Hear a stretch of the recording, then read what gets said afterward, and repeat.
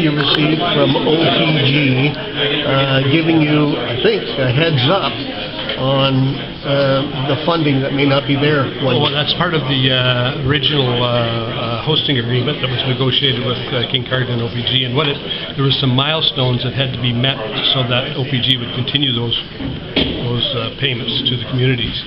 And they're saying that potentially in 2015, if that was the year that during the agreement they set out that there would be a license to prepare issued. If that does not happen, then we won't get to 2000. They'll put it in.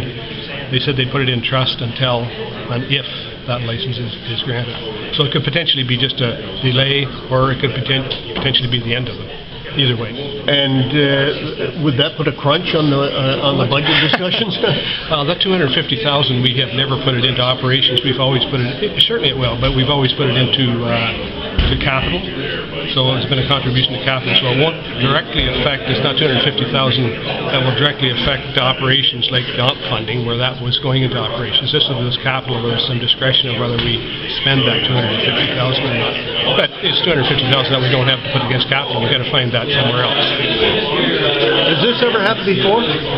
Oh yeah, when we first went to restructuring, right after that, we lost payments from, Saugeen lost about $1 million in funding in about 2 years. There was the old impact grants that Ontario Hydro paid based on the number of workers that were in your community. And there was a formula that they calculated that once they got to restructuring, when the communities were big enough, the assessment base got big enough in Kincardine, they didn't have to pay those anymore. And we lost that funding. And we also lost funding that we were getting through when BMTS was privatized and Kincardine took it over. So it was about $1 million in funding. That was 1999, 2000. So yeah, we've had issues like that, and we'll deal with them. I mean, it's not nice, but I mean, I'm sure the council will deal with it. How long were those payments supposed to be until? The hosting agreement? Yes. Until if the license was issued, okay, so if there's no license issued, they terminate.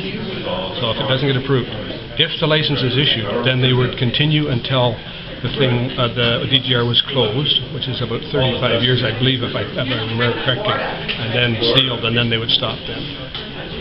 Okay.